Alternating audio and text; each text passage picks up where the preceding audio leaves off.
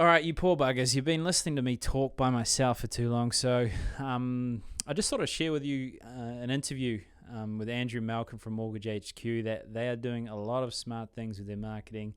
And anytime you look at anything mortgage related on YouTube, they're top of the line. So the guy's got a lot of great ideas between those ears, and it rhymes, so it's cool. But let's kick in the episode where we talk about the state of the nation, where we sort of see the economics going, and what are the trends to look for as a business owner, and also just a New Zealander trying to get ahead in life. So without further ado, let's kick in. Welcome to the NZ Guide to Financial Freedom podcast. It's run by the co-founders of a free online learning platform called moneyskills.co.nz, and it has the sole mission of providing every New Zealander the opportunity to live a more fulfilling life. So let's kick into it. Hey, it's Andrew here from Mortgage HQ, and I got Ryan from OnePlan, and he's got his own podcast, and he's pretty active in the marketing space. So if you start following any of the TikToks or LinkedIn, you're probably going to see him. Welcome, Ryan. How's it going, man? Thank you, Andrew. The Andrew from Mortgage HQ on YouTube. You guys kill it there. So. Yeah, it's actually exciting that with the social media platforms and just digital in general, that if you're willing to put in the effort on the content side of things and give value, then you can find a platform to share it. And whether that's your dancing, which you're a bit braver there than I am, or whether it's misguided. Yeah. So the way Ryan and I became connected, I did a little feature on his podcast, and then not too long after, he invited me to a marketing mastermind with a bunch of finance guys, and I'm definitely learning a lot from some of those guys. I'm sure you feel the same, Ryan. What have you been doing at OnePlan? How long have you been there, and what do you guys do? I've been there 3 years, and basically the biggest problem we solve is like you're going to retire at some point, and you're not going to have an income, and you got to work out where it's going to come from. So we do the big picture thinking for that and solve that problem. Yeah, and it's not a problem that just magically goes away if you wish it to. Yeah, head in the sand. If you hit in the sand, you still get hit by the waves. Yeah, I like it, man. And those analogies are powerful to just shift the mindset back. And unfortunately, most people rather try and figure out what burger they get from McDonald's instead of how to build the $1 million equity pool that will deliver income for life. So how do you feel the current market position is in terms of like the next 3 to 6 months? What do you see playing out? Well, it's a very turbulent time. It's universally accepted that fortune tellings doesn't work except in finance. That's why I'm asking you instead of doing it myself. Smart man. But I can talk to the issues that we're facing, which is global inflation. The latest statistics came out of America is 6.8%. Yeah. New Zealand inflation is 4.9%. Arguably, I say it's 6. Probably higher. Yeah, those results that they give out are pretty delayed data. And I had some insider information from government officials that they're actually trying to not freak us out, which sounds like the government. So, well, it sounds like manipulation of data to me, but let's not go there. But should we go political now? So you got this global inflation issue, but then you've also got supply chain issues. So like in the US and Europe, there's just a huge shortage of supply, which drives up prices as well. Yeah. But then the other concern is you've got at the moment you've got interest rates that are relatively low to protect businesses that are impacted by COVID. So that means the Reserve Bank here in New Zealand that sort of influence the cost of money, shall we say, they're actually fearful to increase interest rates because of the impact it might have on businesses. So their mandate, they're meant to keep inflation between 1% and 3%, which they're failing miserably. But then the other concern is unemployment is really low in New Zealand, and net migration's really low as well. So there's people aren't coming into the country, and there's not enough people to hire. So what are you going to do? Pay them more.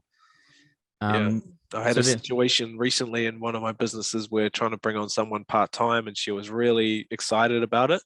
And then she went back and did her numbers and realized she was going to lose a lot of her benefits, and that she was essentially going to be working to get the money she was already getting for free. So she just decided, why would I bother? And I think that is a situation that's pretty hard for the government to get out of. I don't see any quick fixes there. So what does that mean? A lot of businesses are going to struggle to find staff unless they're willing to get full-time staff, and even then, that's still pretty hard to find people. Yeah, it's the biggest overhead. So you imagine all these businesses that are planning off low interest rates. Suddenly there's an increase of interest rates to keep inflation under control. The supply chain issue, so accessing the products that they need to deliver the service they provide, is impaired. And, obviously you're paying your staff more. And so it's you're doomed if you do, if you're doomed if you don't. So I think the biggest thing in the next 3 to 6 months is a very turbulent, volatile time where the central banks of the world try and manage inflation as well as manage the impact it'll have on businesses. Yeah. So I made my prediction is it's going to be like a yo-yo. Yeah, I feel like a lot of people are just holding their breath and waiting to see what happens, and that will cause inactivity. So where a lot of businesses seasonally make a lot of money around that Christmas, New Year's holiday time, it's not going to happen this year, and it didn't happen last year. So you're looking at quite a big chunk of people's expected revenue and where the profit comes from that is not going to arrive, because people are sitting on the couch watching Netflix and getting Uber Eats instead of getting out there and spending their money. So who knows? Like you said, fortune telling is quite hard. And the property market and the share market is two different beasts. So you've got more focus on the share side of things, right? Well, we focus on owning a basket of goods, which is shares, property, cash, and bonds, because we don't know what's going to perform well and when it's going to perform well. Yeah. So it's really, if we own the market, then the risk to clients isn't losing money. It's just the fact that it'll go up and down and not to freak out. Yeah. Do most KiwiSaver providers, the conservative balanced growth, they're going to have bonds in those funds? Yeah, usually. There is a paradigm shift at the moment. I don't know how in depth you want me to go on it. So feel free to rein me in. Well, so there's a potential bond crisis that's similar to 1994, if you want to look it up. But what a bond is basically a loan agreement with institutional groups like the government, banks, or corporations usually. And you get a return, kind of like you would if you had a mortgage at the bank. There's like a 4% return that you get from loaning your money to these institutional groups. And the second piece is you make money from selling it. And how much they're willing to pay for it depends on the credit rating, different things, but also what everyone else is offering. So what's been happening is bonds have been trending down. So the interest rate you get on the bond is less, but now you're going to try and sell when it's changing direction slightly, where it's actually trending up. So then how do you sell something where you're getting 2%, but the market's offering 4%? So then you have what's called a liquidity risk. It's hard to sell what you own and it's hard to get a good price. So there's a number of fund managers either sticking to it and just seeing what happens, or other ones trying to be innovative and think around it. Yeah, a lot of the bigger funds, especially the passive ones that try not to get too involved, they can get stuck with what they've got, and it potentially gets worse and worse each day, and there's temptation to try and impact it, but your whole core reason of being for that fund means you're not really allowed to. So you're watching a ship crash from a distance. Yeah, it's tough. So, I mean, you think a conservative investor, retirement client, buys a conservative portfolio which has more bonds than shares and property, and it's gone down 12% if it's, say, a passively managed fund. And then, there's examples like Simplicity where they just, track the index, which is really good from like a growth portfolio because shares do well. But with their conservative investment is tracking down, and they've got longer term bonds. So it's harder to pass that off, as well as having a lower interest rate, because usually a protection you might have is have shorter term bonds, so the person you're selling to takes less risk. Yeah. So a lot of the people that are not chasing risk, they just want like a small steady return, and those are the ones again taken advantage of the most at the moment. Yeah, stitched up. Yeah, which it's not really fair, but people have to take it upon themselves to switch providers if that's what it takes to get a different allocation method, I guess. So does that sort of thing scare you? What's going on in the fund market at the moment, you were talking a little bit about some of the providers doing things that other providers have not yet started doing. Yeah, I mean, when you have a paradigm shift, you have people, being a little too innovative. And it's hard. The hardest thing at the moment is a big core of what we do is tailoring their investment to achieve a certain objective. It's based on the modern portfolio theory, where you take in their risk tolerance, how long they're going to use them until they need the money, and you combine those two factors to have a jumble of the 4 asset classes, so shares, property, cash, and bonds. But now it's a little harder to gear that. But it's really around how you've set the expectation with your client, and we're not making speculative calls on the investment, so we don't freak out as such. It's more just we're fielding more calls from clients, and we're just saying, hey, we got to look at long term. Your personal circumstances haven't changed. It's just you're experiencing more volatility than what we wanted, but the long term scope is not a concern. So I don't lose sleep at night if I was a speculative share broker promising the world in returns, but we sell on lifestyle, mate. So we're okay. The odd client's freaked out, but that's our job. So yeah, so basically the client pays you annual fee based on funds managed, and you help them allocate that money, basically. Pretty much, yeah. But it just we get incentivized for their success. Sure, we do the investment, but it's more just having someone in your field and has competency in finance that looks at the big picture. But yeah, basically we're kind of like the mechanic, and then you go to the store in terms of to get the car, but we just make sure it's still working and doing what you want it to do. Yeah. To professionals like a mechanic, if I said to them, hey, I'm going to take apart my car and take the engine out and then put it all back together, they'll just laugh in my face, right? And rightly so. And it's kind of the same in reverse for people like mechanics that are trying to figure out this whole wealth and finance stuff. It's not that those guys aren't intelligent, because they certainly are, but you're just competing against like chess grandmaster level thinking, the guys at Goldman Sachs and like all those big finance firms. They're competing to take your money, and if you're not careful, you'll lose it. Yeah, I mean, we sort of use the analogy: you can do your own electrical work, but you might end up as a black mess in the corner, or you might save money. So yeah, I don't know which one you are, to be honest. You'll find out. Yeah. Let's talk a little bit about the trends. The trends from 21 and into 2022. One of them being crypto in KiwiSaver funds. Tell me, man, what do you think? Well, basically, the fund managers that I've seen that are using that approach, their objective is to have a portion of their portfolio that's similar to a commodity. So the objective of a commodity, we know gold and silver, is that it has a separate demand and supply chain from the traditional markets. So what they're attempting to do is have an exposure to something that's outside the traditional norm, because there are concerns like the US has printed 40% of all the money ever made in the last year. Yeah. And crazy, eh? It's nuts. But they tell you never to bet against the US dollar, but it's just a means to own a certain portion outside the traditional market so you can capture the upside, but not to the point where you're putting yourself at jeopardy of losing your money. So I think it might work out for them, but it's like the internet bubble of 2000, 2003. Everyone's like, anything with .com is going to make me all this money, and it did until it didn't. And 1% survived and 99% failed. One of the 1% was Amazon. It's just, who's that going to be? So it's really just having a small allocation to capture the upside and hopefully not get the negative. Yeah, I would suppose a lot of people are familiar with what crypto is, but they don't feel like they can get into it themselves.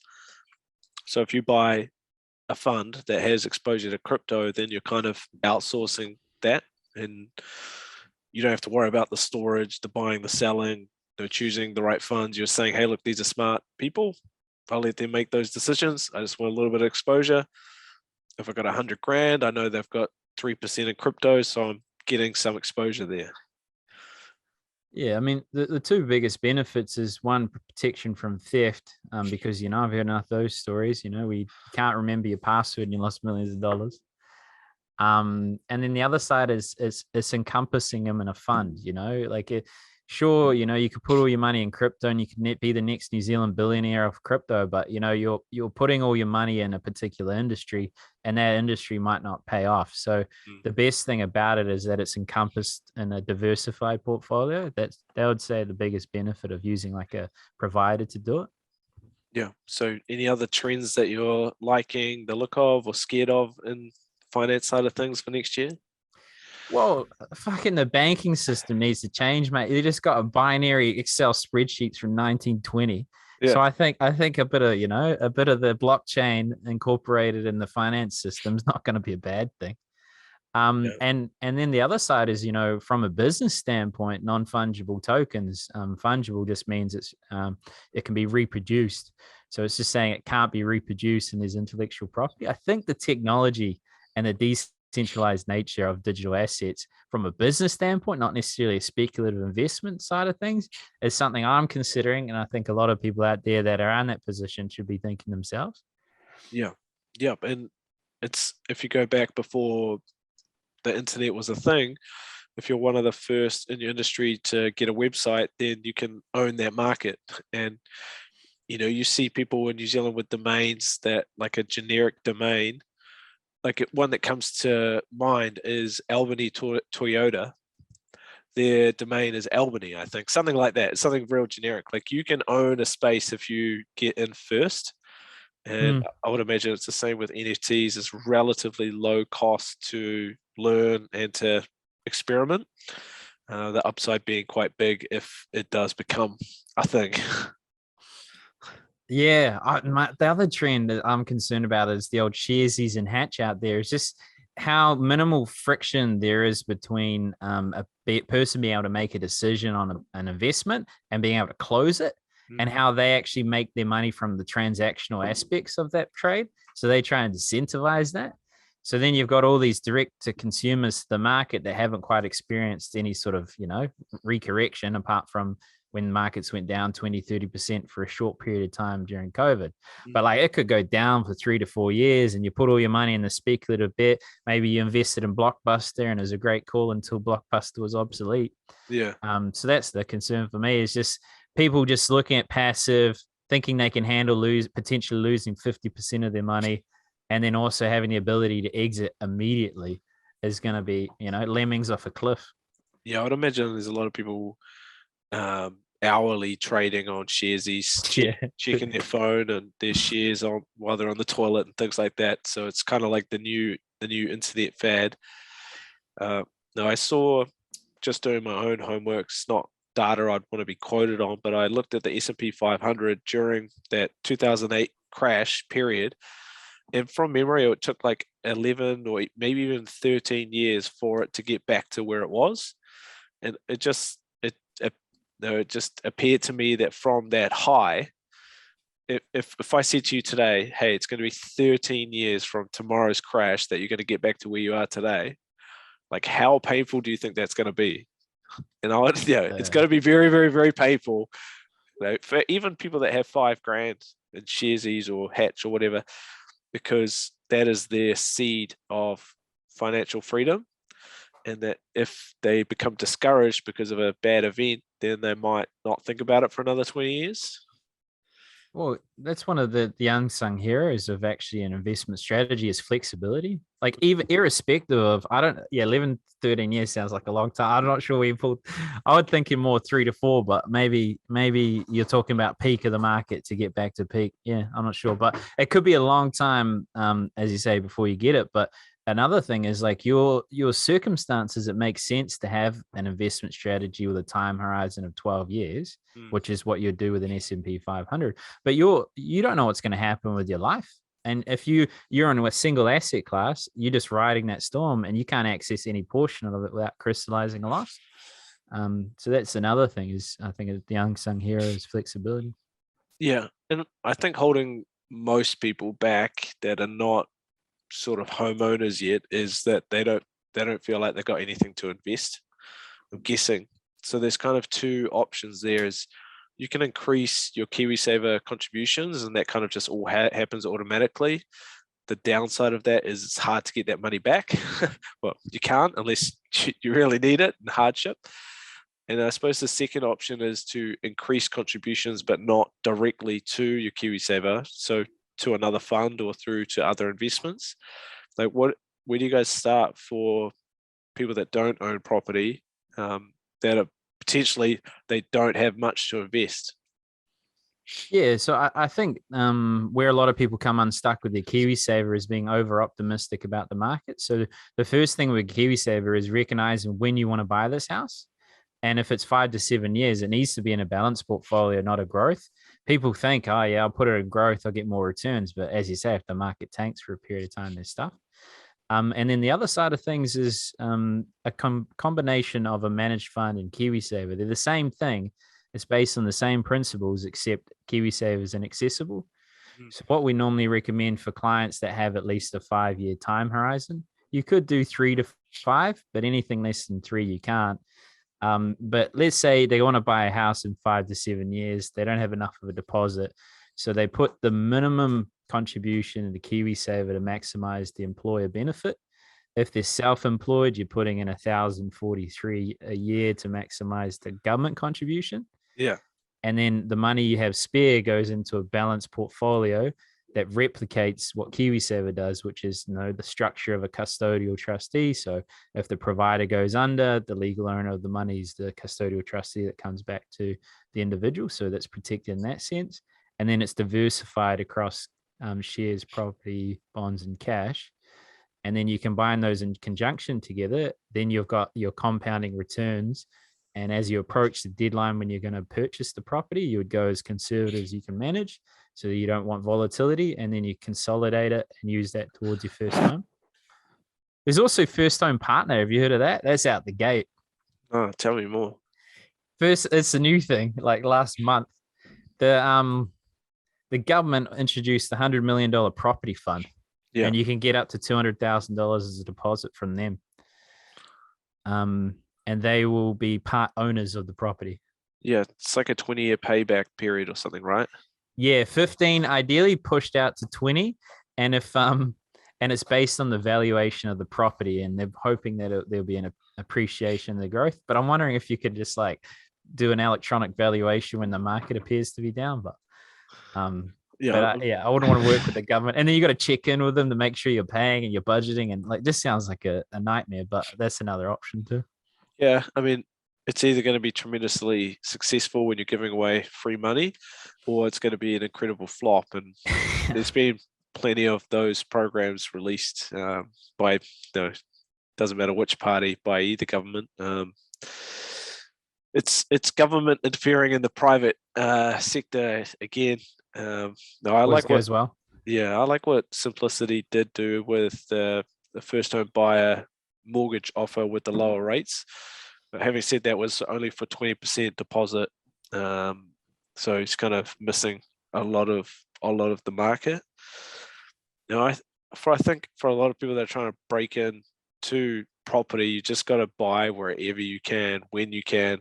In my opinion, if you need to move to Hawke's Bay or Rotorua or whatever to buy something a bit cheaper, and if you can work from home for a period of time, you don't have to stay there forever. You can rent it out, and it's not realistic for everyone, but just getting on that property ladder as soon as possible does make a difference in the long run. Yeah, it's the same with us. It's like, it's not timing the market, it's about your personal circumstances. Like if you want to buy a first home, it's a lifestyle choice, and at the point where you can afford it, service the debt, and also you want to have that as part of your life, then that's the time. Same with rental property, except it's a business and you want to be passionate about it, because if you're not passionate about it, the times have changed somewhat. It's a bit more challenging to get rid of tenants, offset your costs with interest deductibility. Like, you're not gonna, and you're stuck in there for 10 years before you sell it. Like, it's the time to be a passionate business owner, I think, to get through it. But and that's just a choice, a personal choice. A side hustle might make a lot more sense than buying an investment property at the moment.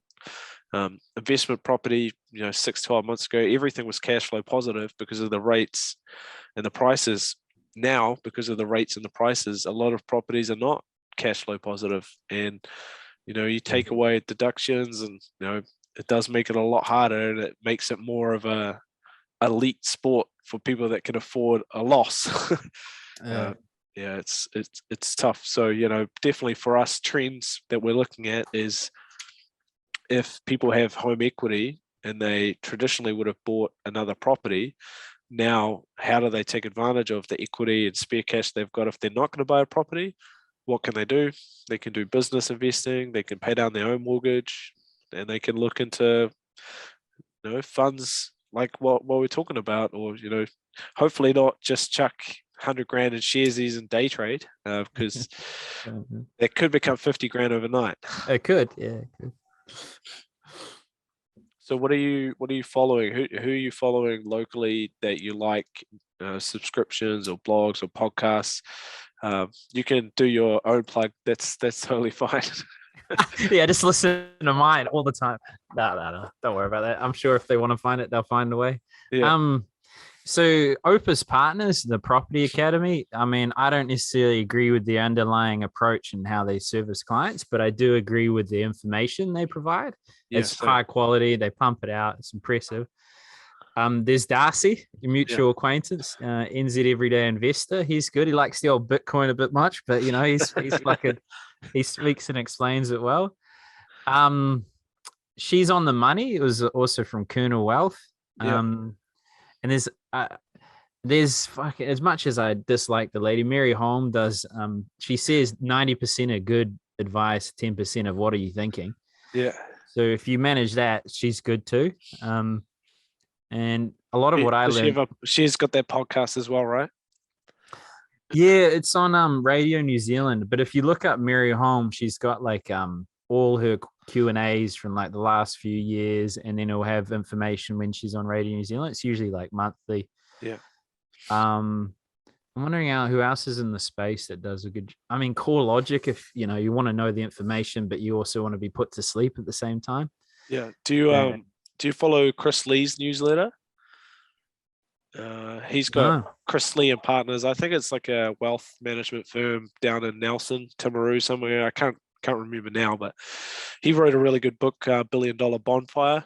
And that's how I found his newsletter. And they manage, I think they manage $1 billion for their clients, but more. So his newsletters are quite good, I find. Is he local? Yeah. Down the line, mate. If it's not Auckland, I'm gonna get a few dislikes for that. But they do have clients all around the country, and they've been going for like 30 plus years. How do you know the company? Sorry, this is ruining everyone else's time. I'll find out later. Chris Lee and Partners, or Chris Lee and Partners. It's a good subscribe. Whenever there's new investment opportunities in the market that you get to find out about it. Like I'm not a guy that's subscribing to like when Auckland Council does like 100 mil raise kind of thing. Like if you want to find out about all of those opportunities, that's a good place to start as well. But it's just like the political and social commentary and understanding like the macro side of things is good insights. So what do you think, how has your investment tactics or philosophies been impacted by the last 18 months? How do you think it's going to change what you might do in the next 10 years? Well, the main change is just being mindful that bonds could increase in price and that could impact our retirement clients, and just making sure the provider we use is being mindful of that. And I'm comfortable with it. And our investment philosophy hasn't changed in 3 decades. But Greg I work with, he's done it 33 years. I've been alive 30 years, but the same concept, it's liquidity. Liquidity, think of it kind of like if there's a burning house and there's only one door, some people are going to get fucked. Yeah. So you always got to make sure whatever you own has a market for it, and there's a means of exiting. The other piece is diversification. Don't have all your eggs in one basket. Same thing with marketing. You don't want to just rely on one channel. Two burning houses. 2 burning houses, yeah. So at least you got more time. You might be able to save some stuff from one house, but the other one's stuffed. Yeah. The tax efficiency is another key component, and flexibility. If you don't have an investment strategy that can adapt to the uncertainty of life, it's tough. So nothing's really changed. Yeah. Yeah, when I was talking to Dean, he was mentioning the importance of the tax efficiency side of things and becoming more and more important. So if you're investing now and you haven't had tax and accounting and legal advice in the last couple of years, it's probably worth getting in touch with your people and potentially getting some new people to help you out. If you do have some people helping you out and they haven't really been in touch, which I would imagine is a lot. Yeah. I mean, it's like, why would you want to pay more tax than you need to, especially with the personal tax rate up to 39% if you're balling? There's two ways you save taxes. Either, you own the underlying individual equities instead of as a basket of goods, and that's how kernel wealth gets around it. But the other thing that's quite common is what's called a portfolio investment entity, which is the same as KiwiSaver. The way it's structured, the way it's set up, the cap rate of tax is 28%. So even if you're, oh yeah, that's good. I'm glad that showed up. I don't know why. So, you got to roll with life. But then the good thing is it's only capped at 28%. And then with that, I'm still here, don't worry. With that, then, you're saving money because in New Zealand, there's no capital gains tax. So it's actually really on the income, and there's very little income that are in those portfolios. And that's something that you can be mindful of with that. Yeah. I would imagine higher tax rates coming and stuff might get backdated. So good to get everything sorted early in the new year if it's not already. And capital gains tax, I would say, is not too far away, especially if there's no change at next election. So interesting times if you do want to make money, because they got to tax the people that do make money, because a lot of people don't want to get out there. They want to sit on the couch, and that's their choice. So TikTok, where's the best place to find you, man? Oh, I'm everywhere, wherever you enjoy it the most. So if you just search Ryan J. Melton, I put the J because there's a lot of Ryan Melton. There's also, if you want to read a book that I wrote for free, it's called The Dirty Secrets of the Financial Elite, and it's actually in the podcast NZ Guide to Financial Freedom. So you just search that up, look for the episode 1 of the book, and then I'll read it out. But yeah, everywhere. Just search my name and hopefully I turn up or I failed you. Cool, man. Appreciate you adding your 2 cents to these things. Cheers, mate.